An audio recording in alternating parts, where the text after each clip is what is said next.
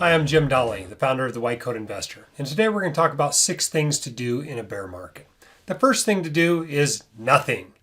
And what I mean by that is you don't have to make changes to your portfolio in a bear market. Doing so in response to a drop in the stock market is usually a behavioral mistake. You end up buying high and selling low. So don't do anything. Don't read the newspaper. Don't watch CNBC.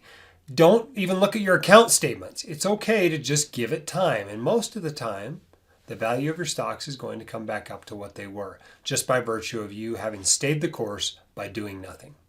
The second thing to do in a bear market is to tax loss harvest. If you are investing outside of retirement accounts in a non-qualified or a taxable retirement account, what you want to do is let Uncle Sam share in your losses.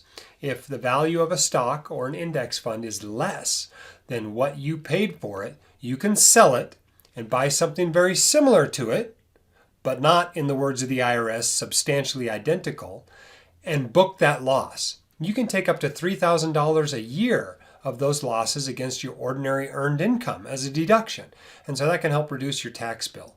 In addition, an unlimited amount of capital losses can offset capital gains. So even if you can only take $3,000 a year against your ordinary income, you can take hundreds of thousands of dollars in losses and use them to not pay capital gains in the future. So tax loss harvesting is always a great thing to do in a bear market.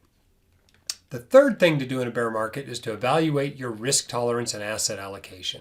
A lot of people don't realize that they really don't have any sort of investing plan until they start losing money. And then they realize that their investing plan is really kind of dumb or haphazard. And so one thing that's worth doing, even though it cost you some money to do it because you didn't do it before the bear market, is to make sure you now have a good investment plan. Make sure you have an asset allocation that takes on enough risk to reach your financial goals, but no more, and certainly no more than what you can tolerate. You should expect in a nasty bear market to lose about half the value of the amount of money you have invested in stocks. So if you have an 80% stock portfolio, you could lose up to 40% of the value of your portfolio in a bear market. And so if that's not something that you can sleep well with, you probably ought to make those changes and sell down to the sleeping point. Fourth thing to do in a bear market is to review the cost of your investment advice. A lot of times when everything's going great, you don't think about the 1% or 2% you're paying to mutual fund managers and financial advisors.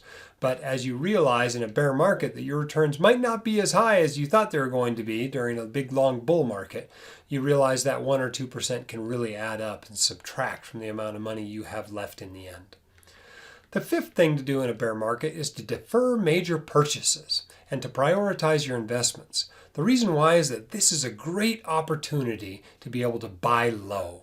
And so if you are in the market for a new car, maybe put it off a few more months. If you're going to do a home renovation, maybe put it off a year. And that allows you to take that money, plow it into the market, and really get great prices. You're essentially buying stocks on sale during a bear market. And the returns you should expect from buying while stocks are down are much better than the returns you should expect 8 years into a bull market. Finally, the sixth thing that you should learn during a bear market is, or the sixth thing you should do during a bear market is to learn market history. This is a great time to realize that this too shall pass, that there have been hundreds of other bear markets in the history of the world, and that this really isn't the world is ending as the talking heads on TV often make it out to seem. It's a good time to pick up a few investment books and read about some of the past market downturns and the past market bubbles that have occurred and realize that this is not particularly uncommon. There you go, 6 things to learn in a bear market. I'll see you around at the White Coat Investor.